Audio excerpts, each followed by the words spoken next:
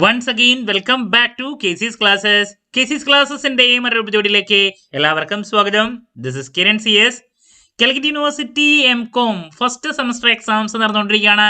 Next നടക്കാൻ പോകുന്നത് ഏറ്റവും ഇമ്പോർട്ടൻ്റ് ആയിട്ടുള്ള തിയറി പേപ്പറാണ് corporate governance and business ethics. ഈ ഒരു പേപ്പറിൽ ഉറപ്പായും പ്രതീക്ഷിക്കുന്ന പാർട്ട് എയിലുള്ള 2 വെയിറ്റേജിന്റെ ചോദ്യങ്ങളാണ് ഈ ഒരു വീഡിയോയിൽ ഇൻക്ലൂഡ് ചെയ്തിട്ടുള്ളത്. വീഡിയോയിലോട്ട് പോണേക്കാൾ മുമ്പ് പറയാനുള്ളത് നമ്മുടെ സ്ഥാപനം കാലിക്കറ്റ് യൂണിവേഴ്സിറ്റി MCOM എല്ലാ സെമസ്റ്ററിലെയും ക്ലാസ്സസ് പ്രൊവൈഡ് ചെയ്യുന്നുണ്ട്. നമ്മുടെ ആപ്പിലൂടെയാണ് ക്ലാസ്സസ് അവൈലബിൾ ആവുക. റെക്കോർഡ് ക്ലാസ്സസ് ഉള്ളതുകൊണ്ട് തന്നെ എപ്പോൾ വേണമെങ്കിലും പഠിച്ച് ഡൗട്ട് ഉള്ളത് ചോദിക്കാനുള്ള അവസരം ഉണ്ടെന്നുള്ളതാണ്. ഇതുവരെയുള്ള നമ്മുടെ റിസൾട്ട്സ് ഒക്കെ സൂപ്പർ റിസൾട്ട്സ് ആണ് കേട്ടോ. സോ നമ്മുടെ ക്ലാസ്സിൽ ജോയിൻ ചെയ്ത് പഠിച്ച് നല്ല മാർക്ക് മേടിക്കാൻ താല്പര്യമുള്ള സ്റ്റുഡൻസിന് ഡിസ്ക്രിപ്ഷൻ ബോക്സിലുള്ള എൻ്റെ വാട്സപ്പ് നമ്പറിൽ കോൺടാക്ട് ചെയ്യാം, ക്ലാസ്സസ് ആക്സസ് ചെയ്യാം. ഓക്കെ, സോ നമുക്ക് എന്തെങ്കിലും വീഡിയോയിലോട്ട് കിടക്കാം. നമ്മൾ പ്രതീക്ഷിക്കുന്ന ആദ്യത്തെ ചോദ്യം ഇതാണ്. മിക്ക പേപ്പറിലും നമുക്ക് സ്റ്റേക്ക് ഹോൾഡേഴ്സിനെ പറ്റിയിട്ടുള്ള ഒരു ചോദ്യം വരാറുണ്ട്. അത് ചിലപ്പോൾ ഡിഫറൻസ് ബിറ്റ്വീൻ സ്റ്റേക്ക് ഹോൾഡേഴ്സ് ആണ് വരാറ്. അപ്പോൾ ഫോർ എക്സാമ്പിൾ ഇപ്പോൾ direct stake holders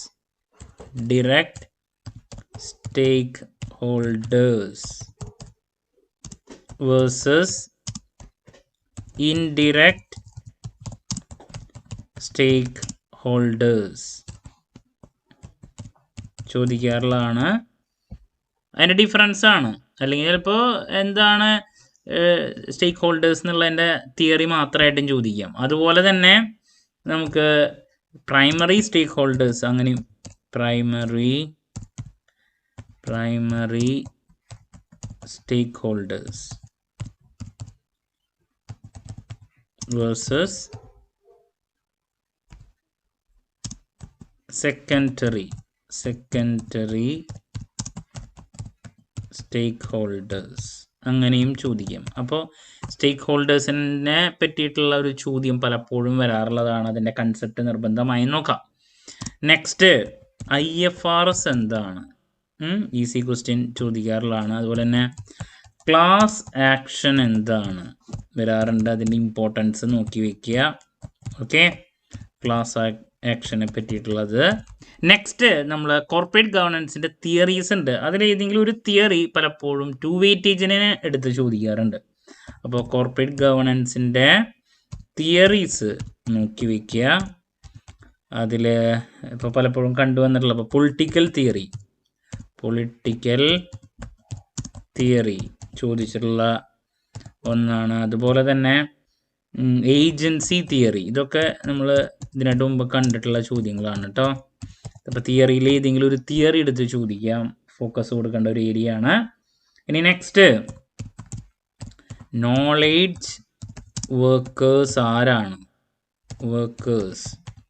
who are knowledge workers ചോദിക്കാറുണ്ട്. അതുപോലെ തന്നെ different types of knowledge workers അതും ചോദിക്കാറുണ്ട്.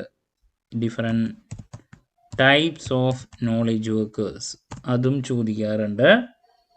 ഇനി ഡിറക്ടേഴ്സിനെ പറ്റിയിട്ട് ചോദിക്കാറുണ്ട്. ഡിറക്ടേഴ്സ് ആരാണ്? ദെൻ പവേഴ്സ് ഓഫ് ഡിറക്ടേഴ്സ് ചോദിക്കാറുള്ള ഒന്നാണ്.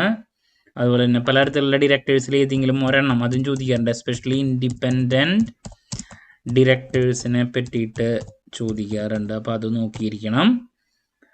ഇനി നെക്സ്റ്റ് വർക്ക് എത്തിക്സ് എന്താണ് ചോദിക്കാറുള്ളതാണ്. പിന്നെ കൾച്ചറൽ ഡിവേഴ്സിറ്റി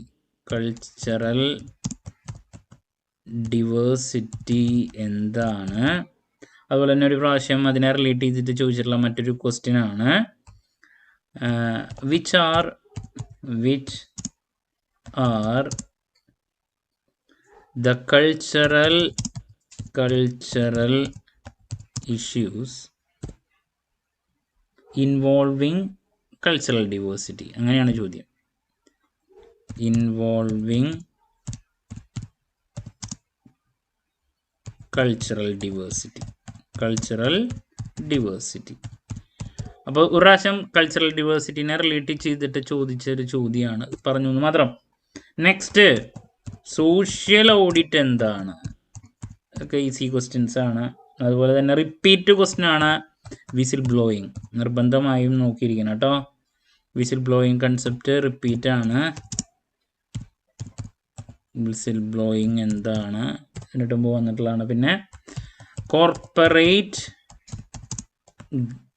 എക്സലൻസ് എന്താണ്,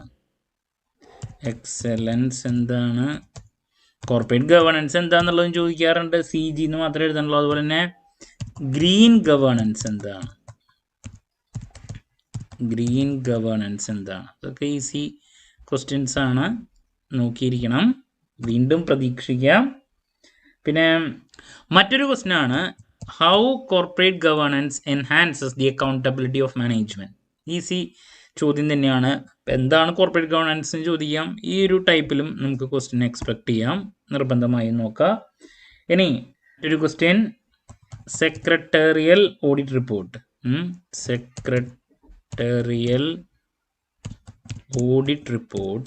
ഓഡിറ്റ് റിപ്പോർട്ടിനെ പറ്റിയിട്ട് ചോദിച്ചിട്ടുള്ളതാണ്.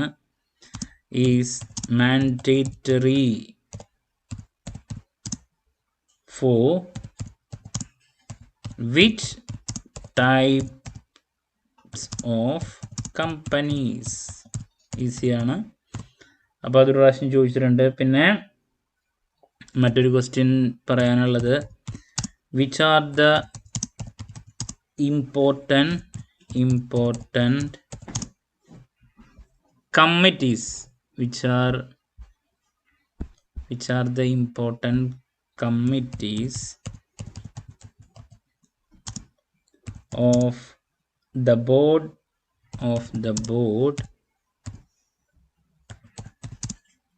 in a company.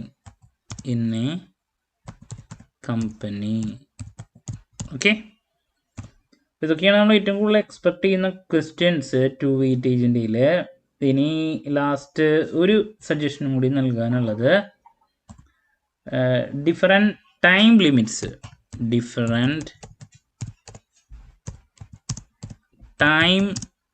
Limits relating to conducting of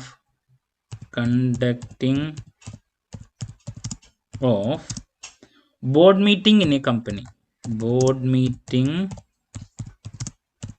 in a company. അപ്പോൾ നമ്മൾ 2 വെയിറ്റേജിൻ്റെ ഏറ്റവും കൂടുതൽ എക്സ്പെക്ട് ചെയ്യുന്ന ചോദ്യങ്ങൾ ആണ് ഇപ്പോൾ ഇവിടെ ഡിസ്കസ് ചെയ്തത്. അപ്പോൾ ഇതിൽ നിന്ന് എന്തെങ്കിലും നമുക്ക് എണ്ണത്തിൽ 4 എണ്ണമാണ് എഴുതേണ്ട ക്വസ്റ്റ്യൻസ് ലഭിക്കുന്നത് നമുക്ക് പ്രതീക്ഷിക്കാം. അപ്പോൾ ആദ്യം സ്റ്റേക്ക് ഹോൾഡേഴ്സിനെ പറ്റിയുള്ളൊരു ചോദ്യം പ്രതീക്ഷിക്കുന്നുണ്ട്. IFRS എന്താണ്, ക്ലാസ് ആക്ഷൻ, അതിൻ്റെ ഇമ്പോർട്ടൻസ്, കോർപ്പറേറ്റ് ഗവേണൻസ് തിയറീസിൽ ഏതെങ്കിലും ഒരെണ്ണം വരാറുണ്ട്. എസ്പെഷ്യലി പൊളിറ്റിക്കൽ ഏജൻസി തിയറീസിലോട്ടൊക്കെ ഒന്ന് ഫോക്കസ് കൂടുതൽ കൊടുക്കുക.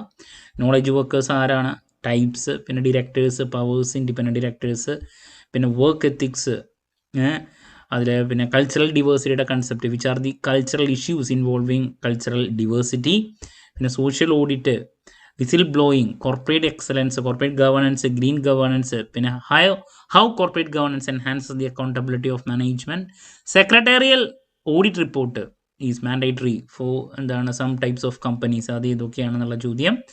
പിന്നെ which are the important committees of the board in a company, different time limits relating to the conduct of board meetings in a company. അപ്പോൾ ഇതൊക്കെയാണ് നമ്മൾ 2 വെയിറ്റേജിൽ കൂടുതൽ പ്രതീക്ഷിക്കുന്ന ഏരിയാസ്. ആദ്യത്തെ കുറച്ച് ചോദ്യങ്ങൾ ഇതാണ് വരുന്നത്.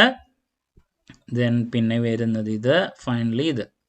ക്ലാരിറ്റി കിട്ടിയെന്ന് പ്രതീക്ഷിക്കുന്നു. നെക്സ്റ്റ് ഉറപ്പായും പ്രതീക്ഷിക്കുന്ന പാർട്ട് ബിയിലുള്ള 3 വെയിറ്റേജിൻ്റെ ചോദ്യങ്ങളുമായിട്ട് എത്രയും പെട്ടെന്ന് തന്നെ നിങ്ങളുടെ മുമ്പിൽ എത്താമെന്നുള്ള പ്രതീക്ഷയോടെ നിർത്തുന്നു. This is Kiran CS signing off. Have a nice day. Thank U.